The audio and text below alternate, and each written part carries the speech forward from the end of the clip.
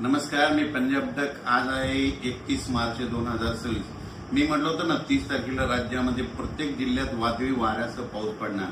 तर ठिकठिकाणी गारपीट देखील झालं, शेतकऱ्याचं अतोनात नुकसान झालं. आणि आता मग शेतकऱ्याचे परत फोन येईल की हे पाऊस कधीपर्यंत आहे. तर राज्यातल्या सर्व शेतकऱ्याला सांगू इच्छितो की त्या मागील अंदाजात सांगितलं की राज्यामध्ये 3 तारखेपासून 3 एप्रिलपर्यंत पाऊस पडणार आहे. तर सांगायचं झालं तर आज 31 तारीख, 1, 2, 3, 4 एप्रिल आणि 5 एप्रिलपर्यंत राज्यामध्ये असंच अवकाळी पावसाचा सावट राहणार आहे. म्हणून हा अंदाज सर्व शेतकऱ्यांनी लक्षात घ्यायचा.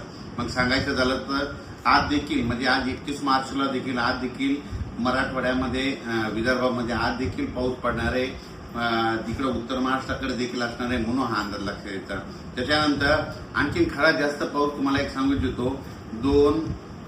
2 एप्रिल आणि 3 एप्रिलच्या दरम्यान आणखीन जरा वादळी वाऱ्यासारखा गारपिटीसह पाऊस पडणार आहे. म्हणून तुम्हाला एक सांगू इच्छितो.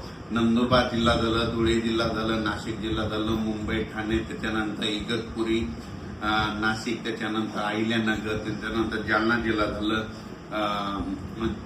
जिल्हा झालं, संभाजीनगर झालं, जळगाव जिल्हा झालं, धुळे, नंदुरबार, जळगाव, बुलढाणा जिल्हा, अकोला जिल्हा, अमरावती, वर्धा, नागपूर, भंडारा, गोंदिया, चंद्रपूर, यवतमाळ, वाशिम, हिंगोली, नांदेड, परभणी, लातूर, बीड, धाराशिव,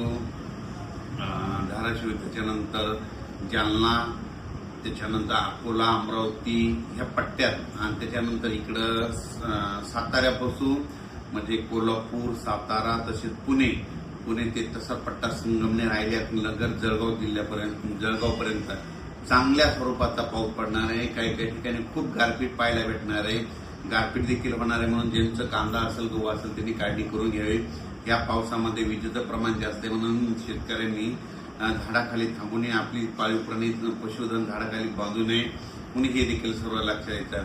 म्हणजे 4 तारखेपर्यंत 4 एप्रिलपर्यंत राज्यात असंच अवकाळीचं दररोज वेगवेगळ्या जिल्ह्यात वेगवेगळ्या विभागात पाऊस पडणार आहे. म्हणून हा अंदाज लक्षात येतो. आणि 5 एप्रिलला फक्त नागपूरमध्ये, वर्धा, भंडारा 5 तारखेला तिकडं जाईल आणि 6 तारखेपासून राज्यातलं वातावरण कोरडं होईल. म्हणजे 6 एप्रिल नंतर राज्यात कोरडा हवामान होणार आहे. म्हणून हा अंदाज सर्व शेतकऱ्यांना लक्षात येतात. पण आणखीन 31, 1, 2, 3, 4 तारखेपर्यंत 5 दिवस पावसाळ्यासारखा पाऊस पडणार आहे. खूप ठिकाणी गारपीट होणार आहे. काही जणांना म्हणजे आतापर्यंत गारपीट ज्या भागात झालं नाही तिथं देखील गारपीट पाहायला भेटणार आहे. म्हणून हे अंदाज सर्व शेतकऱ्यांना लक्षात येतात. खास करून शेतकऱ्याला सांगू इच्छितो जे कांद्याचा पट्टा आहे म्हणजे साताऱ्यापासून ते असा बारामती, पुणे म्हणजे जवळपास 150 गाव आहेत. तर पुणे असा कोकणपट्टी, त्याच्यानंतर अहिल्यानगर, बीड जिल्हा, संभाजीनगर, इकडे नाशिक, जळगाव ह्या पट्ट्यामध्ये जरा जास्त गारपीट होणार आहे. म्हणून हा अंदाज त्या कांद्याच्या शेतकऱ्यांना लक्षात येताना आपण आपले कांदे असतात तर काढून झाकून ठेवायचे. म्हणून हे देखील त्या शेतकऱ्यांना लक्षात येतं. मराठवाड्यात देखील गारपीट होणार आहे. मराठवाड्यात देखील काय होणार आहे, परभणी जिल्ह्यात इकडे पालम तालुक्यामध्ये, इकडे नांदेड भागामध्ये होणार आहे. इकडे जिंतूरकडं वालोर जिंतूर परिसरामध्ये होणार ही देखील मराठवाड्याच्या परभणी जिल्ह्यातल्या शेतकऱ्यांना अंदाज लक्षात येतात. त्याच्यानंतर लातूर जिल्ह्यात देखील काही ठिकाणी गारपीट होणार आहे. म्हणून हे देखील लातूर जिल्ह्यातल्या शेतकऱ्यांना अंदाज लक्षात येतात. बीड जिल्ह्यात देखील कडा, आष्टी, इकडं पाथर्डी भागामध्ये, त्या भागात पैठण ह्या परिसरात देखील काही ठिकाणी गारपीट होणार आहे. म्हणून हे अंदाज शेतकऱ्यांनी लक्षात येतात. म्हणजे सांगायचं झालं तर अकोला जिल्हा, बुलढाणा जिल्हा, तर बुलढाणा जिल्ह्यात घाटाच्या खाली म्हणजे शिंदखेड राजापासून ते बुलढाणा, चिखली त्या परिसरांना घाटाच्या खाली खूप मोठ्या प्रमाणात गारपीट होणार आहे. म्हणून शेतकऱ्यानं आपली जनावरे, पाळीव प्राणी, पशुधन व्यवस्थित ठिकाणी ह्या 4 एप्रिलपर्यंत बांधून ठेवून स्वतःचं संरक्षण करावे. अकोला जिल्ह्यात देखील गारपीट होणार आहे. अमरावती जिल्ह्यात देखील होणार आहे. वर्धा जिल्ह्यात देखील गारपीट होणार आहे. यवतमाळकडे देखील होणार आहे. म्हणून हा अंदाज सर्व शेतकऱ्यांना लक्षात येतात.